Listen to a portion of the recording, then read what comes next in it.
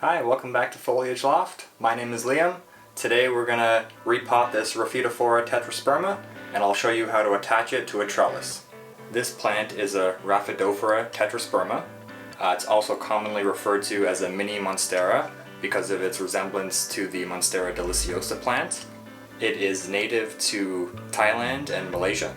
It's typically found in more of a jungle environment. I think it's just such a unique plant. These beautiful, bold shaped leaves. Whenever I look at it, I'm kind of reminded of a mid-century modern kind of design language. You know, no matter what the style of your home is, I think this is a great plant and it'll kind of fit in no matter what style that you have. So you've probably seen a trellis like this before. Typically you might see this in more of an outdoor garden, like a backyard or at a farm or something like that.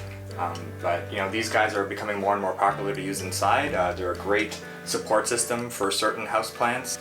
They're just great for any kind of vining plant or any kind of plant that wants to climb upwards. It really allows them to support their own weight and to grow even bigger up here. I've recently changed the layout here of our shared office. So we have a corner that's a little bit empty and I wanted to kind of fill up that space with the plant. So this plant I have here is still fairly young. But I think within about 3 to 6 months it's probably going to be reaching the top of this trellis because it's such a vigorous grower. Hopefully I can update you guys down the road and you guys can see the finished product, but this is kind of the starting point today. And so I will be putting it into this white pot here. You can kind of see they're roughly the same size, so I'll probably just add a little bit of fresh soil to the bottom of this pot. And then I should be okay. The one thing you want to do is make sure that your pot does have a drainage hole. Drainage is super important for all plants, but especially aeroids like this one. So I do already have this plant in a cocoa coir and pumice mixture, so we're going to keep with that mixture. Seems to be doing really well, seems to really enjoy that mix. I have a bag of pumice here, and I also have a bag of cocoa coir. And we're going to do 60% cocoa coir and then 40% of the pumice. Yeah, first I'll add in the cocoa coir, so that's what it looks like. I'll just dump it right in there. I'll do 3 scoops of cocoa coir to start. 2, 3, and same thing with the pumice. I'm just going to grab the full scoop. Just dump it right in there. And I'll do another almost a half scoop. And there we go. So we have 3 cups of cocoa coir and then about 1.5 cups of pumice. And then once you have that all in the container, you can just mix it right up with your hands. Just want to get that pumice nice and evenly distributed. Probably looks something like that when you're done. And then once that's done, we have our pot here ready to go. So I'll just start scooping cups out of here, and I just want to fill up the bottom. So yeah, one really important tool I'm going to use here is this kind of double-sided Velcro tape. I don't know what it's actually called, I just call it Velcro tape. But you can find this at any dollar store or plant store. It's really useful. You're going to attach the plant to the trellis using this.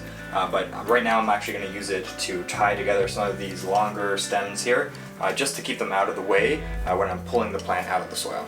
Yeah, this part is probably the trickiest and the messiest part of pulling a plant out of the soil, but we're going to just dig some of the loose soil around the top here. I'm going to put it in this clear container underneath, and that'll give us some room to get my hands in here and just kind of pull the plant and the roots carefully out of the soil. And then one thing you can do to make it easier to pull the plant out of the soil is just give the pot a good squeeze on each side. It'll kind of loosen up some of the roots and loosen up some of the soil that's kind of compacted against the side of the pot. Try to get my hands around this guy, so this can be a little bit tricky. You want to be somewhat careful. You don't want to damage the roots too much. Then you can really just pop it out. And you can see the roots are going to hold most of the soil together here like this. And I'm just going to quickly transplant it over, drop it inside, and that's actually a pretty good fit right there. So I'm just going to try to fill in some of those spaces down below. So yeah, we have the plant in its new pot. I didn't really disturb much of the soil, which is a good thing. It's going to be less stress on the plant. So my only thing now is I just want to make sure everything's sitting right, and want to get rid of any kind of big air pockets. Just kind of lightly pat down the soil to the sides, push down a little bit, not too hard, you don't want to snap anything. And then you can see there's just a little bit of space kind of around the crown of the plant here. So I'm just going to fill these gaps in with soil. The plant is now in its new pot. It is a little bit dry right now, so I'll give it a little bit of water, and then we're going to hook it up to the trellis. So yeah, I have the pot set up here right where it wants to be, right in front of the trellis. Typically, you know, a trellis would be sitting inside the soil, especially outside, but you know, this is a pretty big trellis and it's a very small pot, so I didn't want to put it into the soil.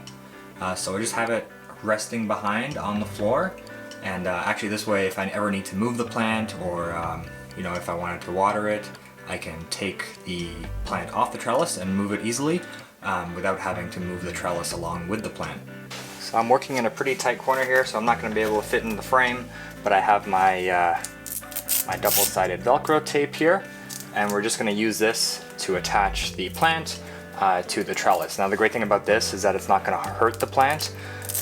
You know, sometimes you might see a plant that has been stapled, or they use like a metal wire to wrap around and attach it to the trellis. That can actually damage the plant. Some of that metal stuff, especially if the plant stem continues to grow and get thicker, and that metal is you know, really tight and stiff, it could actually dig into the stem of the plant and damage it. So this stuff, you can put it on fairly loose, and that way it won't damage your plant. And so all I'm going to do, I'm going to take my stem, I'm going to start with the longest one here. I'm just going to kind of get it where I want it. I think somewhere around there is probably, looks pretty good. And I'm going to take my double-sided tape and wrap it around both the trellis and the stem. So this piece is probably a little bit too short, so I'm just going to, there's actually two pieces here, but they can fit together, so I'll just give it a little bit more room. Hopefully that'll fit around. So you don't want to put it on there too tight, just tight enough for it to hold itself up. And so I do have, there's another pretty long stem here, so I'm just going to cut what I think will fit. So probably around there, I think is going to be good.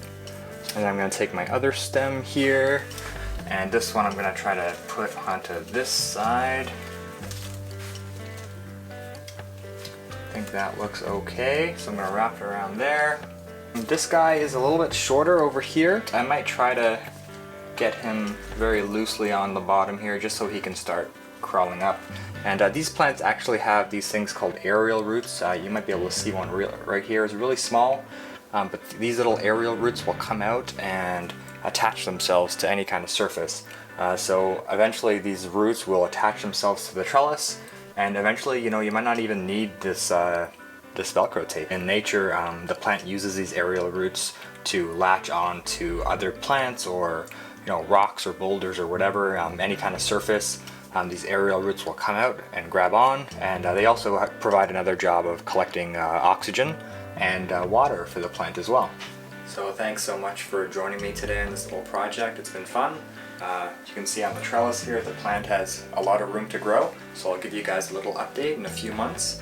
Until then, thank you so much. Continue to like and comment and subscribe, and have a great day. See ya.